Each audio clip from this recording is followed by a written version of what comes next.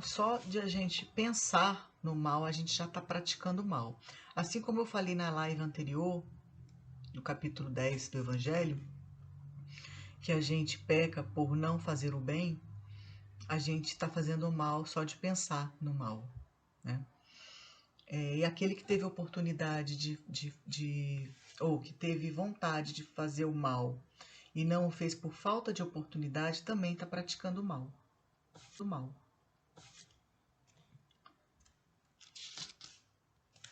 Então, em resumo, naquele que sequer concebe a ideia do mal, já há progresso realizado.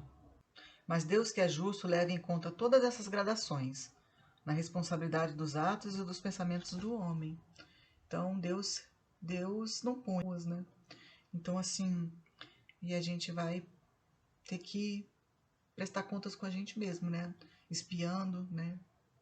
E vindo reencarnações e reencarnações aí para ver se a gente se alinha, né? E harmoniza a lei divina.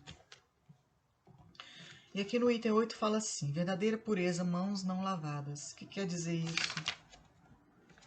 Tem uma passagem que é bonita aqui.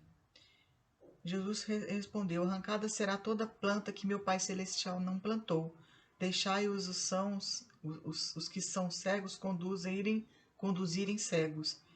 Se um cego conduz outro, caem ambos no fosso ou no abismo, né?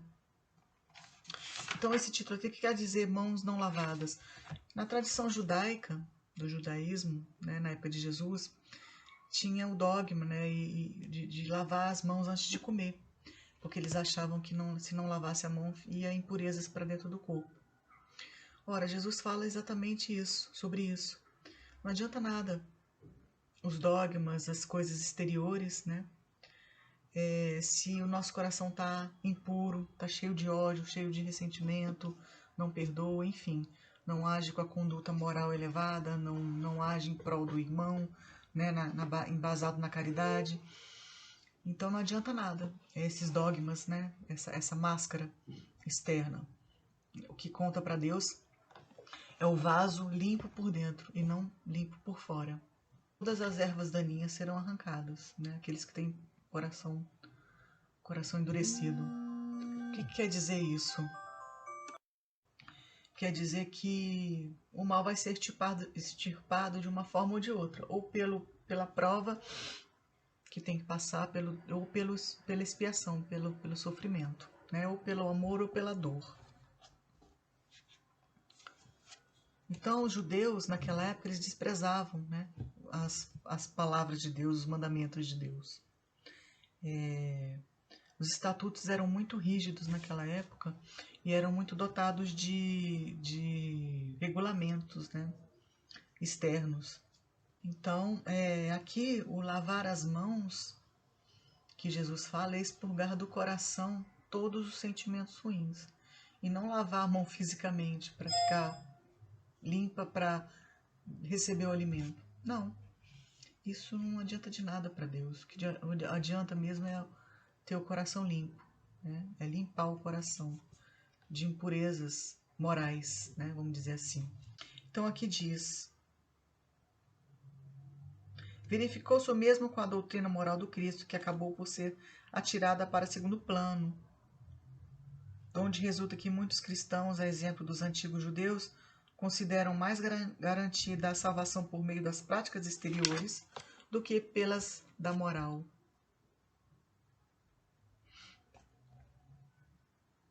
Não basta se tenham as aparências da pureza, acima de tudo é preciso ter a pureza do coração.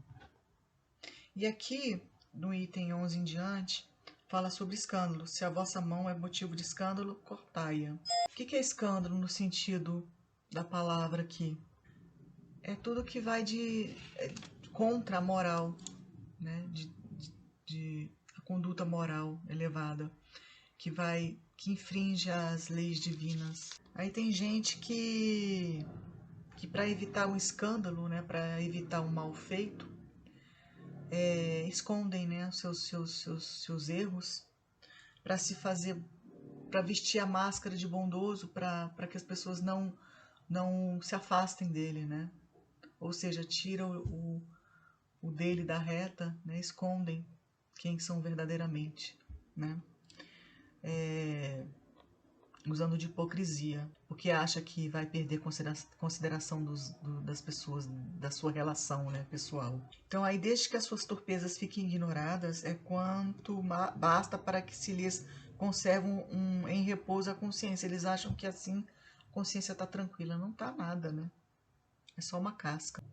E aí diz Jesus, sepulcros branqueados por fora. Essas pessoas são sepulcros branqueados por fora, mas cheios de podridão por dentro. Por fora, bela viola, por dentro, pão bolorento, né? Como diz o ditado. Então, assim, escândalo já não é mais também o que afeta a consciência de outro, né? De outrem.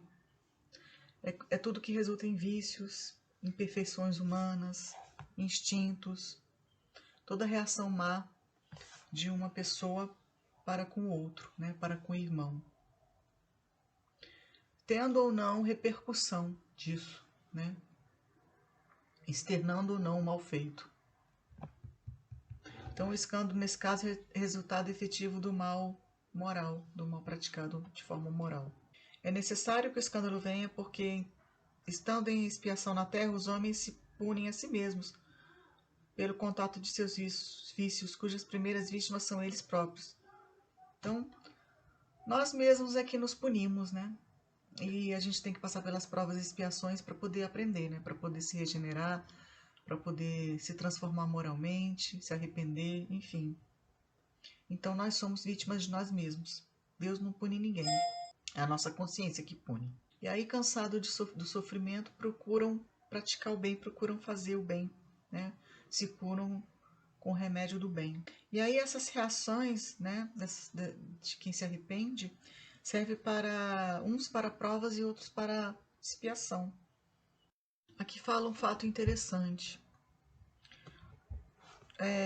Ao mesmo tempo que alguns mundos sobem, né, de energia, de nível, de adiantamento moral, espiritual, outros se formam, né, povoado de espíritos maléficos, né, primitivos, que servem de habitação e de exílio para espíritos que foram expulsos dos mundos felizes, né?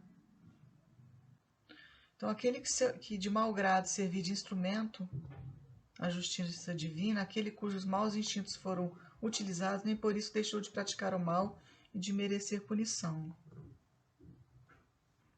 Então, assim por exemplo, que um filho ingrato é uma punição ou uma prova para o pai que sofre com isso.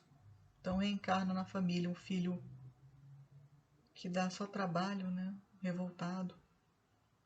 Pode ser uma prova, uma expiação para o pai, né? Que certamente, né, foi um mau filho em outra reencarnação e agora está vindo, né? Para se cumprir a lei divina aí, pela lei de causa e efeito, pela própria lei do progresso. Então aqui diz, porque esse pai talvez tenha sido também um mau filho, que fez sofrer seu pai. Passa ele pela pena de talião, ou seja, talião, olho por olho, dente por dente. Assim, quando o Jesus fala que vossa mão seja, se é motivo de escândalo, arrancai-a, o que ele quer dizer que deve destruir o mal dentro da gente, né? Arrancar o mal pela raiz. Né? Logicamente que Jesus não ia falar uma insanidade dessas, né? De arrancar a mão daquele que rouba, por exemplo, fisicamente falando. Mas é de um modo pejorativo, né? Arranca aquilo que foi motivo de escândalo, né? De propagação do mal. Na cegueira moral, por exemplo, numa encarnação, pode vir na próxima encarnação uma pessoa cega, né? Uma pessoa que foi um mau patrão, que escravizou os seus funcionários, seus empregados, pode vir numa condição financeiramente humilhante, né? No sentido humano da palavra, né? De se sentir humilhado de se humilhar perante os homens para conseguir se alimentar, enfim, né?